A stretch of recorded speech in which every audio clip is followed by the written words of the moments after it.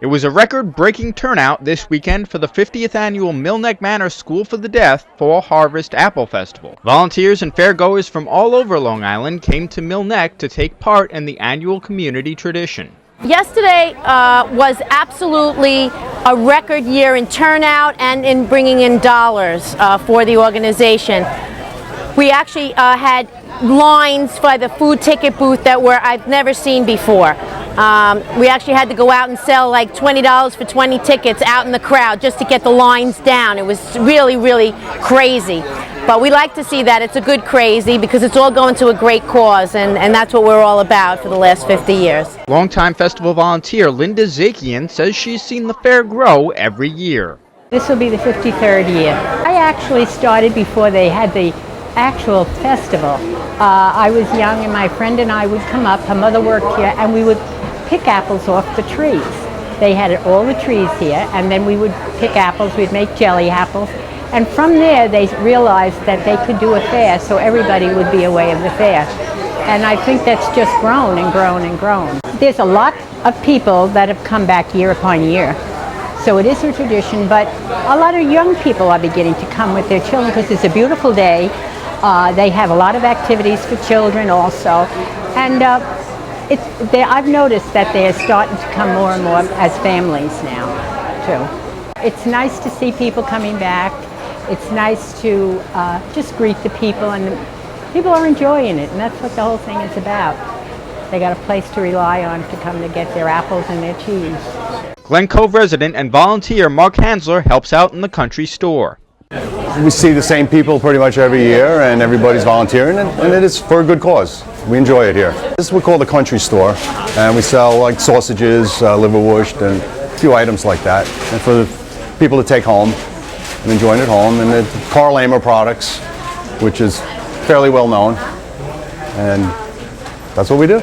Bayville resident Robert Positak helps out on the grill. 5 minutes to hot dogs. You know, I don't think there's a better festival that happens this time of year than the Mill Neck Manor Fall Harvest Festival. Yesterday was it was off the hook. People were walking through our door over here, taking advantage of Carl Lamer's tasty products at about 8:30 in the morning. By 9 o'clock, it was a full ring circus up in here. I've been coming here since I was single digits. So to finally get a chance to volunteer, this is my second year volunteering. It brings back the good old days for me, and it's just you get to see so many people out and coming out, like I said, for a worthy cause. That's the main thing here about it. But it's nice that Long Island enjoys such a thing. This event has been going on for 50 years, and if it wasn't for our volunteers and community groups, it would never ever happen. They come back year after year. Their children come, their grandchildren come. The future volunteers of the festival are here being trained by their parents and grandparents, and it really is a great family feeling. I mean, we have booths where whole families run the booths. They know exactly what to do. They just run with it. They take it very seriously, like it's their own business. So, I mean, we're so fortunate to have such great support from all members of the community. And fairgoers we spoke with say they look forward to this event every year. It's like tradition. It's great. And it's a donation to the school. It's just been a beautiful day meeting there's a lot of people here today, so I'm really enjoying the day. And of course the core of any apple festival is of course the apples. We talked to several volunteers here who say there's a wide variety of apples here, all freshly picked. Buying apples is really a treat. People look forward to it each year. And truth be told, these apples were picked 2 days ago. They were trucked down, and they are the freshest apples you can possibly buy. So it's worth the trip, and it's for a good cause. And I'm glad to be a part of it. And what keeps you coming back year after year? The people, the camaraderie, and just making it a better world to live in. The grounds are beautiful. Everybody has an attitude of making it a better world to live in. And Nancy and her whole cast of characters do a marvelous job. We have about 6 different varieties. The Golden Delicious are great for pies. They have a little tartness, and these are new to our group, and I don't know much about them, but we sell out every year. So once people come to this festival, they come back every single year. because the vendors are perfect, the items that we sell here are high quality, the apples are perfect, the food is magnificent, and yes, this year was a record-breaking year. It's a sense of fulfillment and it's for a worthy cause. And we're so lucky to have a beautiful day today because it is gorgeous and people love this. They wait every year for it.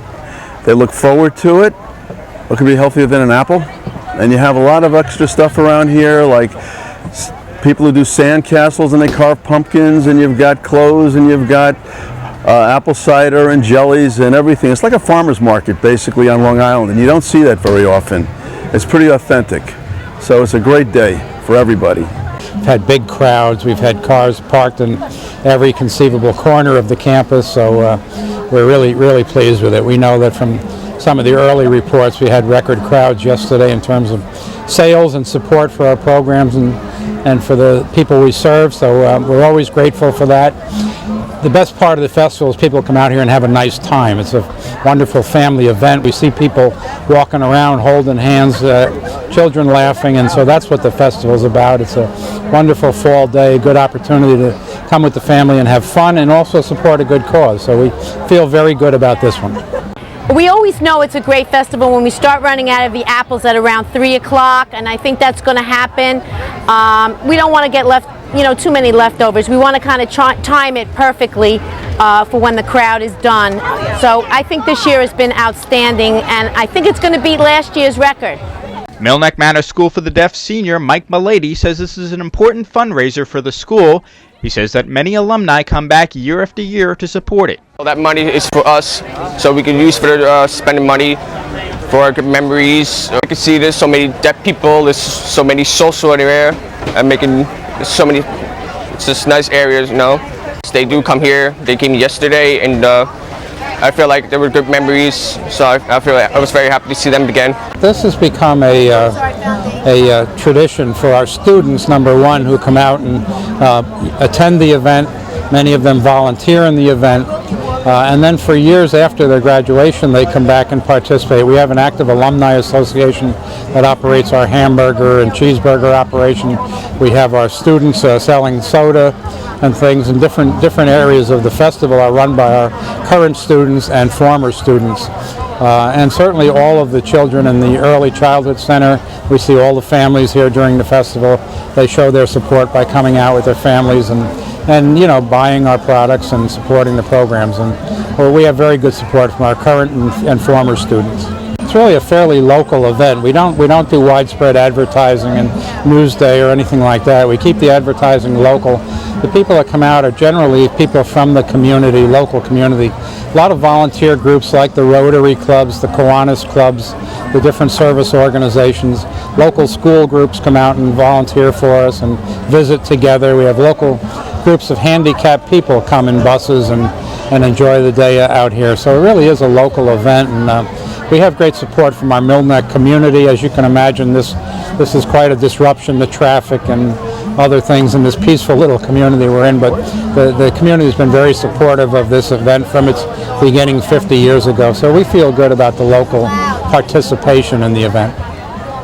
I started out, like I say, as a teenager coming up, and then I got married and I had my first child, and he was 2 months old, and he came.